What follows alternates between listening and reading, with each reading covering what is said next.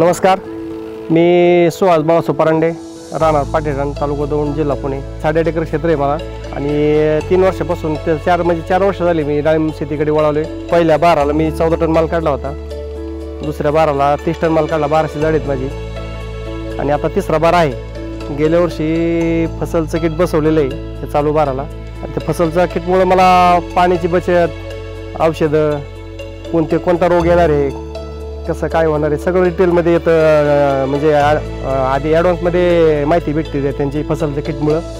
गेली 5 वर्षापूर्वी मी झाडं लावली होती. 2 वर्ष झाल्यानंतर मी पहिला बार धरला. 2 वर्ष झाडं पूर्ण झाली. पहिला बार झाल्यानंतर बऱ्याच अडचणी आल्या, माहिती कमी भेटायची जरा आणि रोगराई याच्याबद्दल थोडं माहिती कमी भेटायची, त्यामुळं विचारूनच काम करावं लागायचं. दुसऱ्या बाराला तशीच अडचण आली, पाण्याचं नियोजन होत नव्हतं व्यवस्थित. आपण पाणी वापसा कंडिशनला द्यायचो, म्हणजे थोडक्यात पाणी कमी पडले की पाणी द्यायचं, झाड सुकायला लागलं की. गेल्या वर्षी हे फसलचं किटबद्दल माहिती भेटली. थोडक्यात कंपनीचा संपर्क केल्यानंतर फसलचं किट आपण बसवून घेतलं. मी सोशल मीडियावरती पाहिलं होतं, त्याच्याबद्दल थोडी माहिती होती. पण आमचे मित्र सचिन नवले आणि विक्रम हांबे आणि हरी नवले यांच्या संग आमचा संपर्क असल्यामुळं त्यांनी चर्चा झाली त्यांच्या आधी आपल्या डिवाईस कंपनी म्हणजे माणसांच्या बरोबर.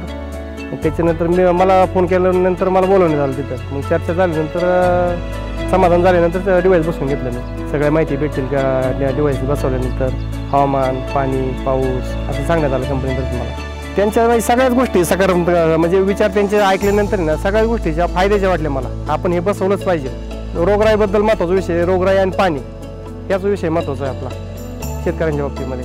आणि मी तर हे सांगू इच्छितो की शेतकऱ्यांनी आहे ना, प्रत्येक शेतकऱ्यांनी हे डिवाईस बसवायला पाहिजे. म्हणजे जेणेकरून दुकानदाराकडनं आपण औषधं घेतो ते त्यांच्या हिशोबाने न घेता आपण कंपनीच्या डिवाईसच्या हिशोबाने किंवा कोणता रोग येणार त्या हिशोबाने औषधं घेतली पाहिजे. म्हणजे असं मला सगळ्यांना म्हणजे शेतकऱ्यांना विनंती आहे, बसून घ्यावं प्रत्येकाने. फसलच्या आधीचं फळामध्ये आणि आताच्या फळामध्ये बऱ्याच चांगला फरक आहे. 70% फरक पडलेला आहे मला. म्हणजे पहिलं काय व्हायचं, सगळ्याच गोष्टी चुकायच्या ना पहिले आपल्या, टाईम टू टाईम होत नव्हत्या. आता म्हणजे फसलचा अलर्ट आला की आपण त्या टायमिंगलाच करतोय आपण, त्यामुळे तेवढा फरक म्हणजे सातत्य राहते. आपण पहिलं फसल किट बसवायच्या आधी आहे ना, पाण्याचं नियोजन असं व्हायचं की आपण अनलिमिट पाणी जायचं. आपल्याला त्या पाण्याचा अंदाज येत नव्हता, पाणी झाडाला किती जाते. आणि 3-4 तास पाणी जायचं झाडाला. जवळजवळ आजचा एक ड्रिपर आजचा आहे, दोन्ही झाडं मिळून जवळजवळ 16 लिटर तासाला पाणी जायचं. आज 3 तास झालं तरी जवळजवळ 45-48 लिटर पाणी एका 3 तासाला जायचं, 3-4 तासाला. पण आता तेवढं पाण्याची गरज लागत नाही. पाणी कमीत कमी 2 तास जरी दिलं आज, म्हणजे मशीनच्या हिशोबाने 2 तास पाणी देतो मी आता, 2 किंवा 2.5 तास. पण माझा ते तास ते 1.5 तास वाचला तिथं. ते विजेची बचतही झाली, पाण्याचीही बचत झाली आणि वेळेचीही बचत झाली. पर्सेंटेज म्हणलं तर माझ्या जवळजवळ 30 ते 30% पाणी वाचलं. ॲक्युरेशन पाणी झाल्यामुळं माझा शेंडा थांबला पहिली गोष्ट. आणि बुडातले जे वॉटर सोर्स आहेत तेच जवळजवळ कंट्रोल 70 ते 80% कंट्रोल झालं. जास्त काय काढायची मला गरज पडली नाही. हाच फायदा मला हा झाला. पाणी कमी म्हणजे लिमिटेड पाणी गेल्यामुळं, लिमिटेड म्हणण्यापेक्षा झाडाला पाहिजे त्या पद्धतीने पाणी गेल्यामुळं आणि पाहिजे तेवढंच पाणी गेल्यामुळं मला तेवढा फायदा झाला आघाडीचा आणि वॉटर सोर्सचा. आणि झाडाची कॅनोपी पण चांगली राहिली. मी हे डिवाईस बसवायच्या आधी काय व्हायचं, औषधं आणले की कधी मारायची, काय मारायची, मग किती याच्यामध्ये मारायची, ते लिमिट म्हणजे हे नव्हतं, अंदाज नव्हता त्या गोष्टीचा.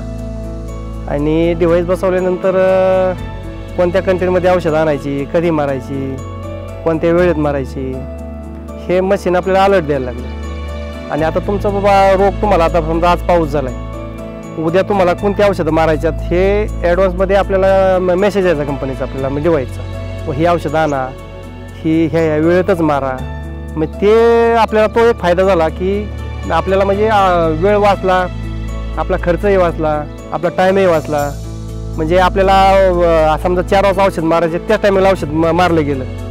म्हणजे पावसाच्या समजा पाऊस 8 वाजता येणार आहे, कंपनी आपल्या डिवाईसने सांगितलं 4 वाजता औषधं मारा, 4 वाजता औषधं मारली गेली आमच्याकडनं. म्हणजे ज्या कंपनीने आपल्याला ज्या रेकमेंड केलं त्या पद्धतीने आपण ते फॉलो केलं. त्यामुळे आपलं नुकसान 100% झालंच नाही, फायदाच झाला 100% आपला.